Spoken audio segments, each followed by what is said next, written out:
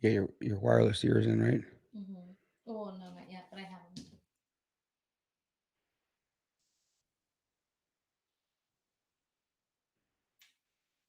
All right.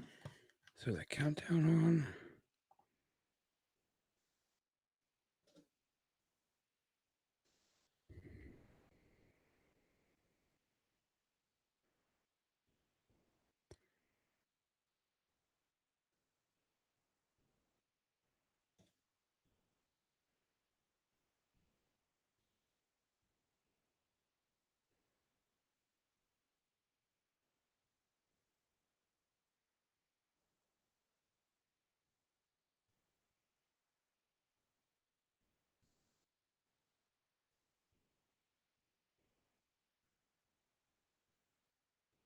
Damn it! I'm not gonna be able to get all these shares out. Hmm? I screwed up.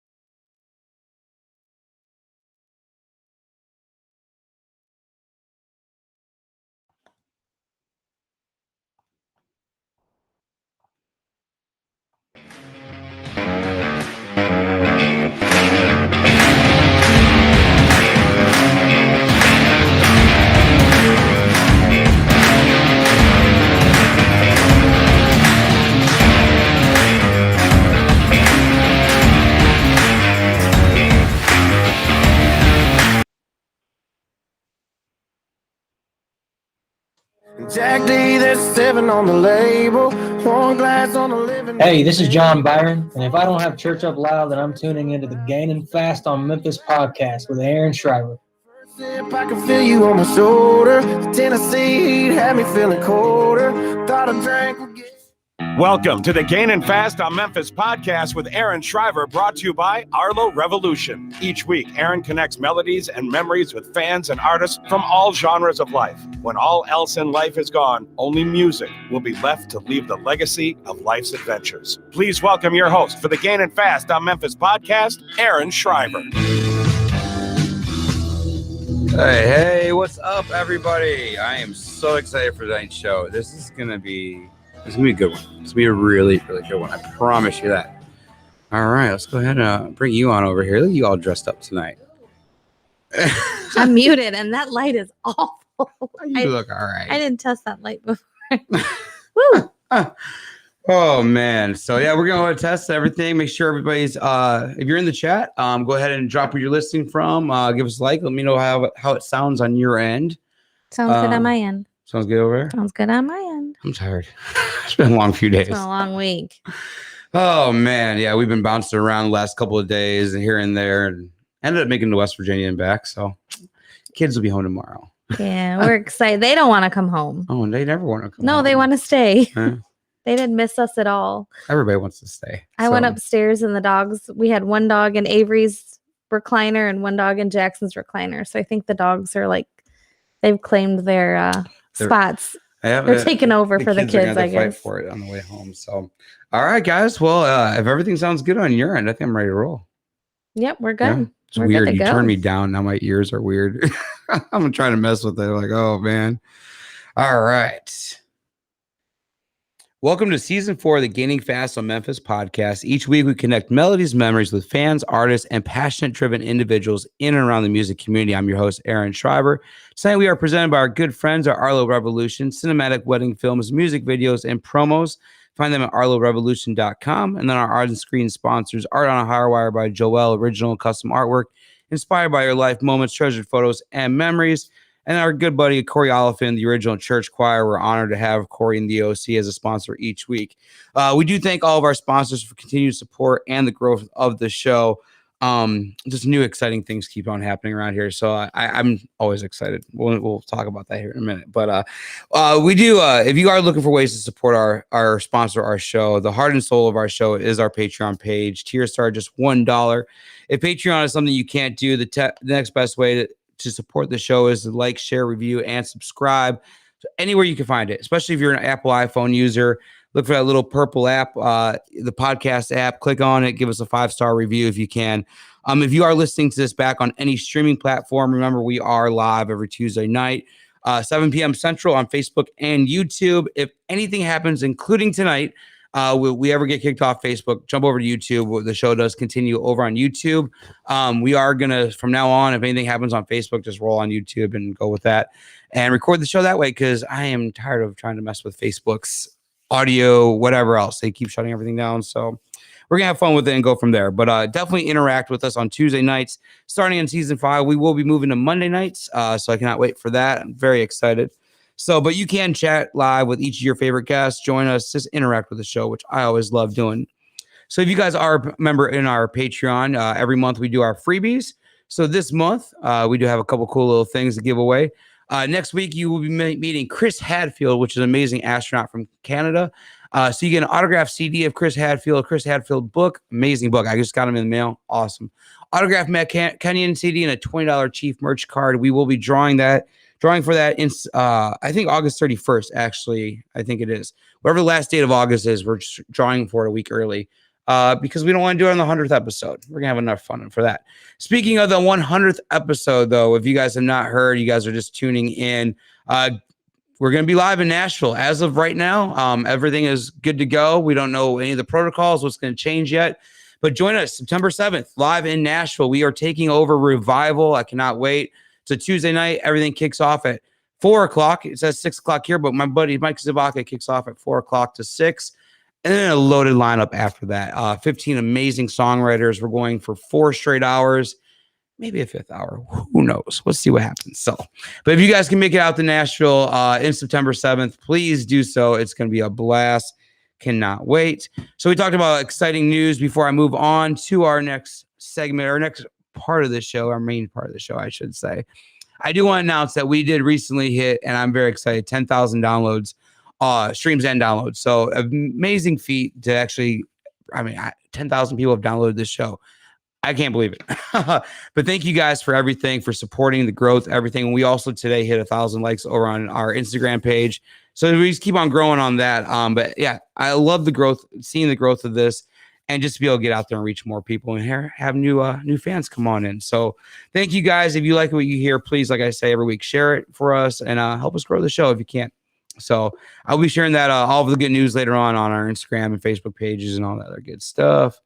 So, all right, the reason why you guys are here in the chat tonight. So I am very excited to bring on our tonight's guest. So tonight we welcome in, oh my God, that's funny. I try to read my stuff. We welcome doubled. I guess I need a proofreader now. I need to hire anybody. Well, we're really excited to welcome Don. Yeah, anybody's looking we're for just double excited to welcome him. So tonight we welcome in Don, or concert promoter and president of Lite Promotions, Don Kronberg. I met Don during my time at the Genesee Theater, and I immediately saw his drive and passion for music. Don is a longtime veteran promoter in the Chicago Midwest concert industry and shows no sign of slowing down. I can't wait to hear about his journeys. I mean, he's been there 30 plus years already, so we're going to have some really cool stories tonight. So we're going to go ahead and welcome on in, guys.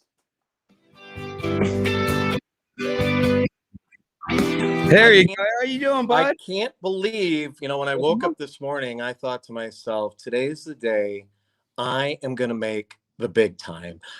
Season 4, episode 96. Is that correct? Yeah, we're 96, man. And I can't believe it. Big time. Now, here's the one problem. Right this second, I've got this awful reverb going on ever since you started. It wasn't there during our little sound check off the air, but when you put me on hold and you came back, it's really kicking right now. So I turned the volume down as low as I could. I don't have earplugs with me, so I'm going to try to pay attention to what you're saying and listen to your reverb a little bit. But if your lovely wife can work on that in the background, yeah, we'll see. Talking.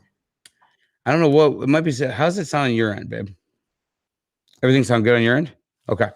So so I'm hearing everything like 3 times before it gets to me. So it is definitely an issue, which we're going to try. If you want to log out and log right back in the same way you did it, we'll get you right back in. Let's try to do that real quick. Let's try to do that and see if it's any better, because I don't want to cheat you tonight. Hell no, we'll have fun. All right, yeah, go ahead, log out and log back in. Let's see that fix it.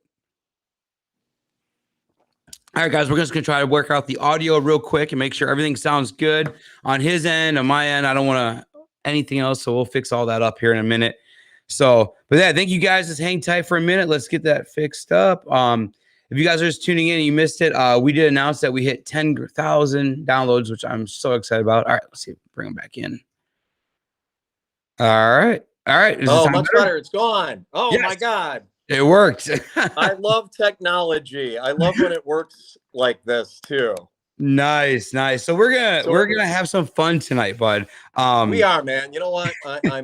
I'm super excited. It's funny. Over the last 15 months, I've gotten to do a lot of interviews with media outlets because everybody wants to kick us when we're down. And we were the people to go to, because we had absolutely nothing going on, and now that things have definitely picked up dramatically, it's been a lot more fun. But I can tell you that honestly, when I knew I was going to be on this show, I was really excited about it because I felt that we could have a great conversation today and enlighten people a little bit, maybe tell them a little bit about what a promoter's job is. And you're the right man to tell everybody, brother. And that's why I want to have you on, because I want to show all aspects, because a lot of people don't know what all goes into a concert. I mean, from the get-go, from the start to the end. And I really hope by the end of the show, people will know kind of what a concert promoter does, like you were saying, and kind of almost how you kind of make everything, all the wheels turn and pull the plugs and everything. Do we really do that? Yeah, I know, right? So, but before we get into all that fun, all that, dude, growing up, I got to know what your earliest music memory was, kind of what your parents were listening to around the house. Just what do you remember when you were growing up music wise? You know what? It's kind of funny because I wouldn't necessarily say I grew up in a musical household. By the way, turn your volume up a little bit. You're a little quiet on my end, so I could use a little more volume. All right. But at the end of the day, like my mom and dad's record stack, and that's what they called it probably back then, it had the likes of like Tony Bennett, Bobby Darin, The Fifth Dimension, and then there were a bunch of comedy albums too. I'm trying to remember some of the comedians that were in the stack, but honestly, I think if anything, I think I grew up with music more through my transistor radio than I did through my parents' stereo system. And, you know, I love that AM radio. I carried a transistor radio with me everywhere I went. And I remember my uncle taking me to a five and dime store for my birthday once. I grew up in the city. And, you know, the radio probably cost him like $4. But to me, it was one of the coolest things because I love that connection. And I love the DJs. You know, that was really the thing that impressed me the most. It wasn't necessarily the music. And, you know, even though I became a concert promoter, it was the DJs who were on the air. And really, that was probably my biggest aspiration, was to be the next sportscaster or DJ. And, you know, I had no thoughts of becoming a concert promoter until many, many years later when I graduated high school. Man, that is awesome. And what's cool about all of this is, especially how you're talking about being a DJ and everything, you started at 97 ZOK, right? Is that where you started, or is that where just you actually, technically, I didn't really, that wasn't really my starting block. So I guess I should share this really, so I should share this really sad story with everybody because it's locally related.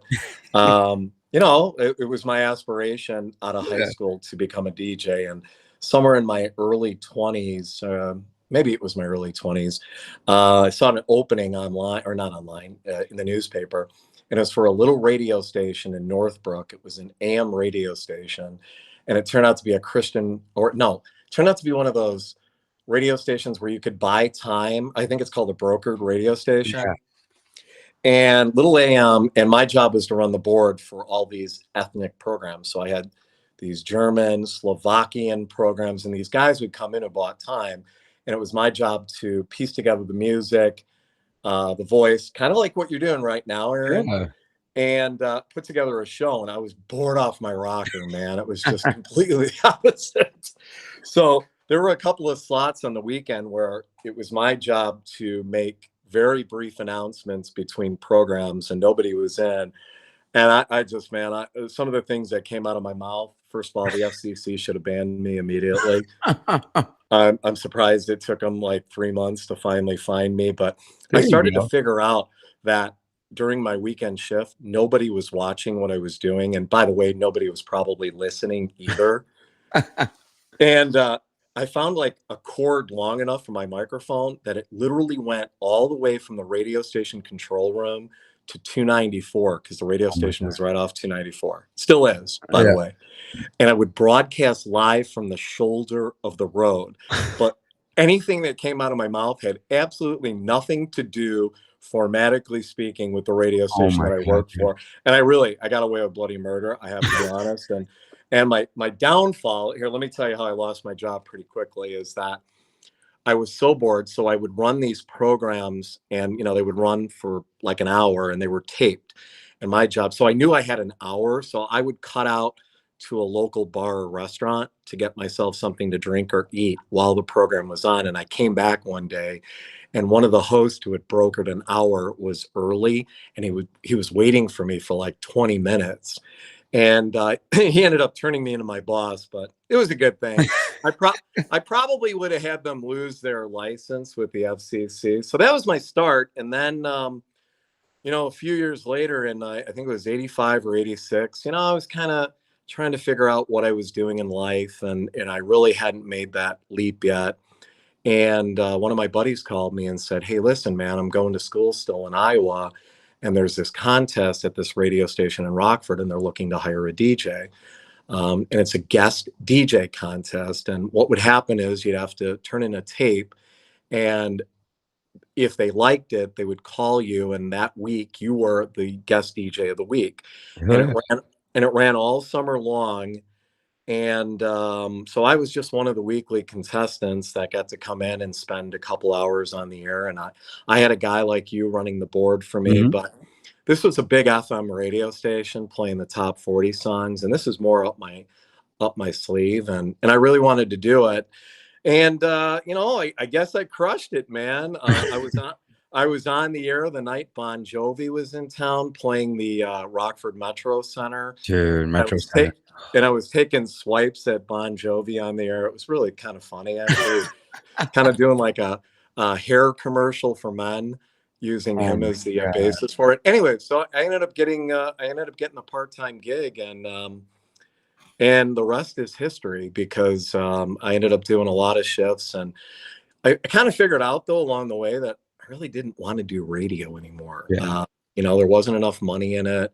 It would require me to move across the country repeatedly. And, I had friends doing it, and, I was into money, and I was into girls, and, those kind of things didn't work hand in hand. So I ended up, meeting some of the concert promoters, and really I figured out while I was at the radio station, I think I would make a great concert promoter. Yeah. And one thing led to another, and an old friend of mine from high school ended up introducing me to a guy who used to be really big in the concert business, and he was part of a very large company in Chicago that promoted all the shows, and introduced me to him. Well, this guy was completely out of the business at that point, and he was a very successful entrepreneur, and he was in the cell phone business at that time, literally making the guts of every single cell phone that went into people's hands. So he became a pretty wealthy dude, and one thing led to another, and I bothered him so much that finally he introduced me to somebody with the city of Oak Brook Terrace and the Drury Lane Theater in Oak Brook Terrace. And they kind of hired me to produce one show a month for the city. It was on Monday nights. It was funded by the hotel tax in town, and it was geared for entertainment and to steer visitors to the city. And it was my job to book one act every month. I forgot how many shows a year I did. It was only for 2 or 3 years, but that led to what I'm doing now. And you know what my first show was? One. Your first test. Who was show number one? With you, I have to go like Speedwagon or something like that. Yeah. All right. Well, the Drury Lane was a relatively small venue. Yeah. So it was only about 800 seats, I think. So I had to find someone that would work within my budget for the show. It was a Monday night, and a lot of the tickets went to the local residents for free. So my first show was one of my favorite acts on Johnny Carson at that time.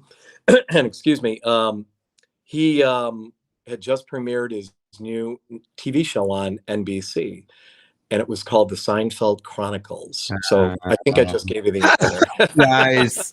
Now, There's Seinfeld, baby. My first booking. How do you beat that one, right? Now, I do got to ask you with this, and it's kind of jumping a little ahead of schedule, but being a concert promoter, how do you kind of keep yourself distant from being a fan and being and working? So like, you don't want to go out and book just everybody you're a fan of, because not necessarily everybody's a fan of who you are. So you got to book who is going to be selling tickets. And maybe necessarily who you're a fan of ain't going to sell tickets. So how do you kind of do that? Like you said, you like Seinfeld, you watched it, and you got him to book him. If you weren't a fan of him, would you have booked him? Yes. Okay. Yes. Because that's the trait of a good promoter. Okay. A good promoter does not book shows necessarily that he or she likes. It helps when you book a show that you like. And certainly along the way, out of the couple thousand shows that I've been a part of, I'd like to say that at least 50% of those shows, I really enjoy the artist that I'm working with. And then there's a bunch that I could give a crap about. So you've got to separate that. You can't come into the office on a daily basis, because if I did, I'd be booking nothing but Van Halen shows and Sammy Hagar. And, I'm just looking over at the wall right now. It doesn't work. The business model doesn't exist like that. You've got to open up your taste buds, and you've got to say, listen, I hate this artist, but I think, after doing my homework and my research on the act, that this act has a market in whatever it may be, the Chicagoland area, the Waukegan area. So you've got to quickly learn to separate what you like from what you don't like. And you're doing it as a business. Shit. Hey, I just want to interrupt real quick. Yeah. We're probably gonna lose power. I think. Yeah, I don't know if you guys. We're getting some bad storms right now. So just a disclaimer: if we get hit, if you guys are watching, actually, that was pretty crazy. If you guys are watching right now, you literally just saw our entire basement go dark. like it just, the we lights looked just at each other like, flashed. oh crap! Like the board just like went in and out. I'm like, oh please, and I went right back. So we're good right now. But yeah, sorry to interrupt on this. But if you lose us, we apologize, dude. And I'm looking outside my window right now, and I swear to God, they're filming the sequel to Twister right outside my office. Dude. I'm sure. Dude, it's some nasty storms right now. Yeah, it's because my windows blew out in my office here. Yeah, and I've probably bailed for safer quarters. Yeah. we're already in the basement. So dude, I knew today would be special, but I didn't know it was going to be this special. Right. So going back to your 97 ZOK days, it's kind of funny because I think you're about 9-10.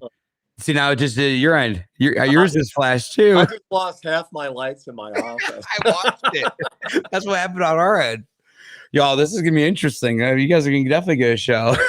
Keep going though while we have power. I always use lightning in all my special. So this is not special effects tonight, I promise. No. So, but yeah, you were probably about 10 years before my time at ZOK. So I spent about 6 months to a year there. I went to school at Illinois Center for Broadcasting when I got out of high school in 2000. I saw that. And after that, I worked at ZOK. I actually worked with, I think it was Shannon and Steph in the morning. I think it was.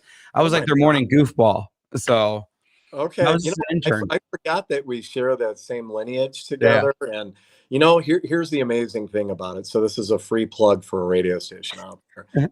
WZOK in Rockford has turned out more successful personalities and people in the entertainment business than basically any other outlet that I can think of in the United States. And truly some awesome talents have come out of Rockford. So, hey brother, let's tap hands right now. Yeah, right. I definitely had a good time there. I still have my demo tape that I recorded in the ZOK studios, and one of my specialty was O-Town is coming to our town, which I still laugh about that because now O-Town's coming to Waukegan. Well, what's funny? What's even funnier? I promoted that O-Town show in Rockford. Oh, you probably did in like 2000, 2001? I did. That was my show. So I went down full circle here, right? Yep. I mean, that's kind of funny. I should find that and actually show you my little bit I had for that. It was really funny. But yeah, so after radio is when you really got your itch into being a promoter. My former co-producer that was on the show, he's in radio and he's the same thing, dude. He bounces around. He just moved to Texas. He was there for like 2 months and came back home. He got a job up in Appleton, Wisconsin. And I saw that too when I was young, and I was interning at B96, interned at US 99. Then I went out to ZOK and got a job out there. And then some guy offered me a job at pool construction, making double what I was making. And I only had to drive like 10 minutes. And I was driving like 90 minutes to ZOK. So as much as I loved the radio game and I loved doing it, I'm like, I had to give it up because I wasn't making nothing. I wasn't doing anything. It was costing me more money to go there than I was making. And I think you probably saw the same thing too. That's probably why.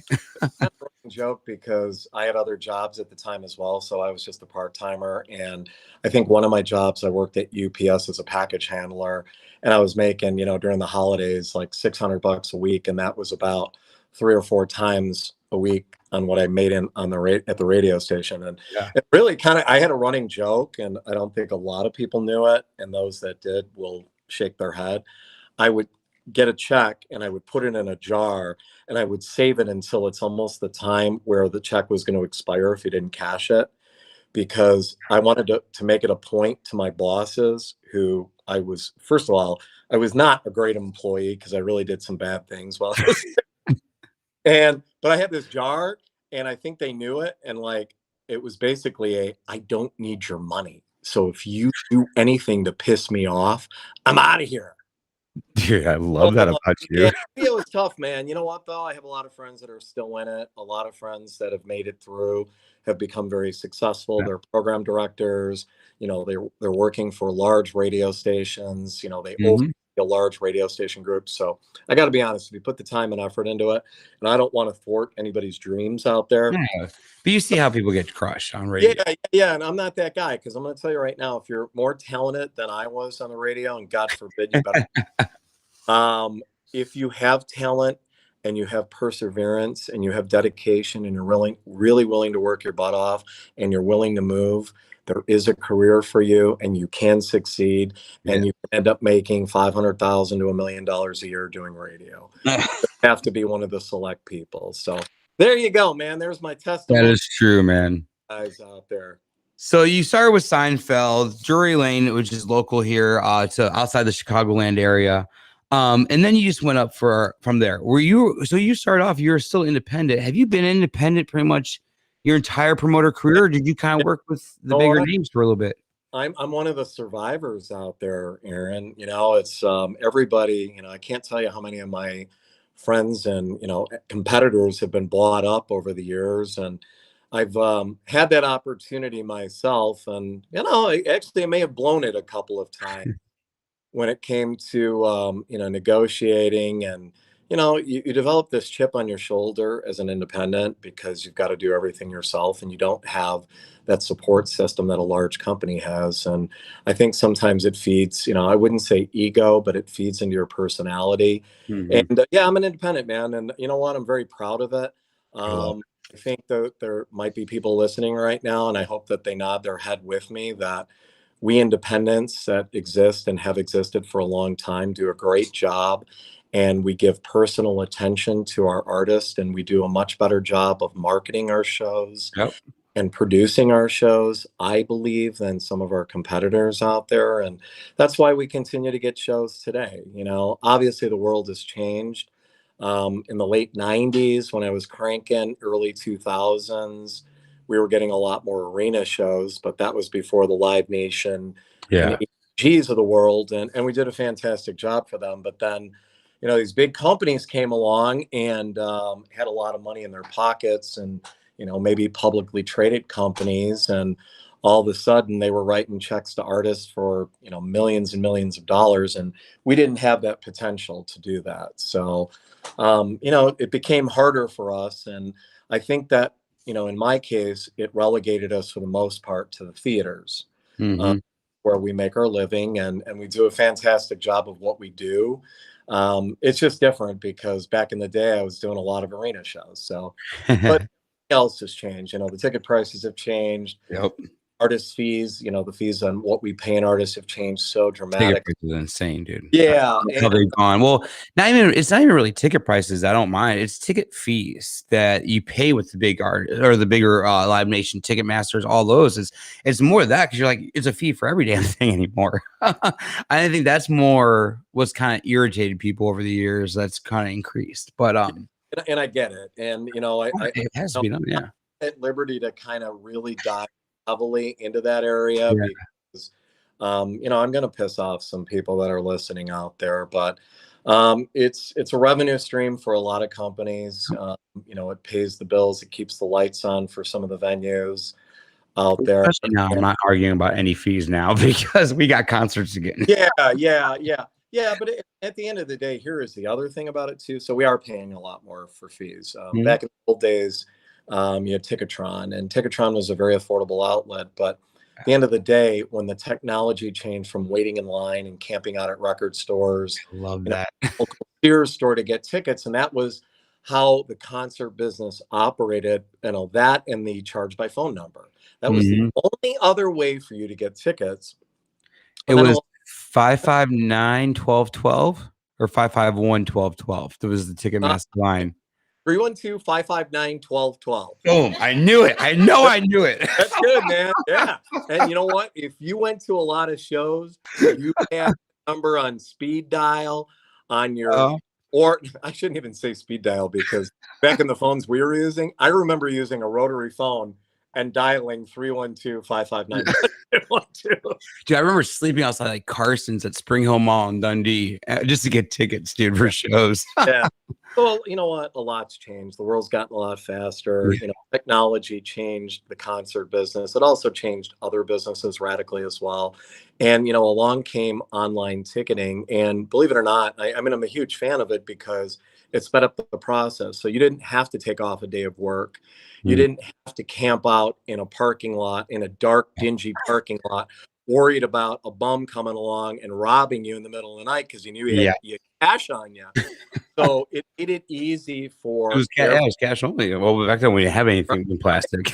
and it made it easy for every single person out there listening to get tickets. But along the way, you had to come up with this master plan and this technology to make it work, and these large computer systems. And then you had to fortify the phone room still to go with it. So technology costs money, and you know it continues to cost money. And you know, to avoid all these fraudulent purchases, technology's always got to be or try to be a step ahead. So things cost money, and thus we have service fees. And those are some of the reasons. Dude, I can't believe I remember that. I can't remember that number. I'm so proud of myself right now. I think almost everybody out there remembers it because I don't think Ticketron had a charge by phone number. If that was there early Ticketmaster to know what it was. So if you were standing in front of a college amphitheater or a college arena right now, and it's like career day, and you had 2 minutes or so to tell these college students what a concert promoter does, let me know. Give me. Oh my, you know, Aaron, I think first of all you're cutting out on me. You still there? Uh-oh. We've got a frozen screen. So I'm going to assume you can still hear me out there because it says I'm live. So I'm going to take it from here. So if you're listening and you can actually hear me and you're a senior graduating college, concert promoter does a lot, especially when you start out. You're a grunt, you know, you're working, you're grabbing the invoices for the marketing guy, you're putting together ad packs. But what we do for a living, number one, we negotiate talent. If we get the talent, we negotiate the contractual terms of a deal. We negotiate terms with venues. We have to work with our venue partners to make sure that we have the proper staffing in place. Uh-oh, you just went dead on me, buddy. I hope you're out there. I'm going to assume I lost you and you're going to be dialing me back here in a second. Well, that's too bad. I guess this is a show for me, for you, and nobody else.